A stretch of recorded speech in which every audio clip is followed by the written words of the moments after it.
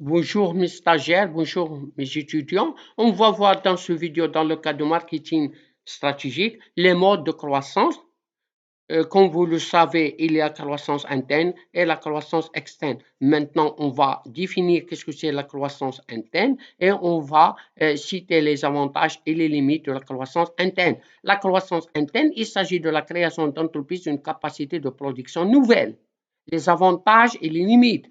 La croissance interne paraît le mode approprié en cas de stratégie de spécialisation permettant en outre de sauvegarder l'avancée technologique par rapport aux concurrents.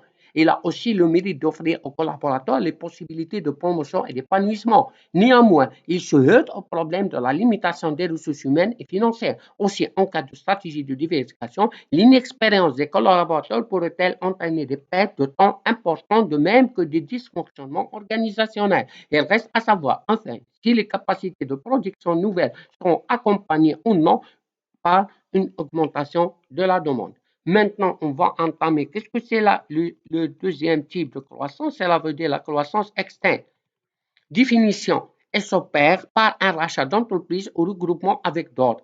Les modalités pratiques de la croissance externe sont très variées. Il y a la fusion, l'absorption, la scission et l'apport partiel actif. Pour la fusion, les entreprises fusionnent lorsqu'ils disparaissent pour donner naissance à une nouvelle structure. L'absorption, l'entreprise absorbée disparaît et l'entreprise absorbante persiste logiquement avec une taille plus grande. La scission, c'est un partage d'une entreprise en deux entreprises qui devient forcément plus grande.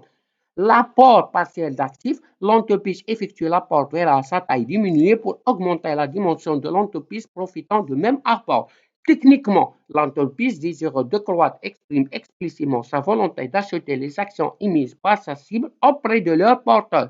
Ça veut dire offre par achat ou de l'échanger contre ses propres actions, offre public d'échange ou encore procéder par ramassage au niveau de bourse des valeurs par déclaration exprès de son attention. Maintenant, on va citer les avantages et les limites de la croissance externe. En cas de croissance externe, l'entreprise parvient rapidement à maîtriser les nouveaux métiers, à profiter des effets de synergie et à augmenter sa part de marché et ce sans grand effort de financement si son montage financier prévoit un échange de titres contre ceux de l'entreprise cible. Cependant, la croissance externe, hormis le risque de perte de contrôle, peut provoquer un choc brutal résultant de l'incompatibilité d'humeur entre les collaborateurs des structures ayant connu le rapprochement. Aussi, la nouvelle organisation n'est-elle pas entraîner des conflits d'intérêts? Les entreprises désireuses de sauvegarder leur autonomie optent pour des formules plus souples que les fusions et les absorptions. Il s'agit des alliances et partenariats. Maintenant, on va parler qu'est-ce que c'est les alliances et partenariats. Pour les alliances, il s'agit de collaboration entre entreprises concurrentes qui, pour développer un projet en commun, partagent certaines de leurs ressources et compétences.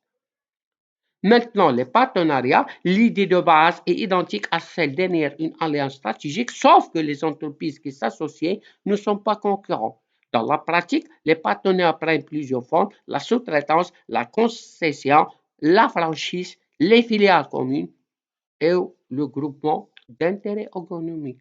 Merci de votre attention et jusqu'à la prochaine vidéo. N'hésitez pas à vous abonner pour recevoir d'autres vidéos.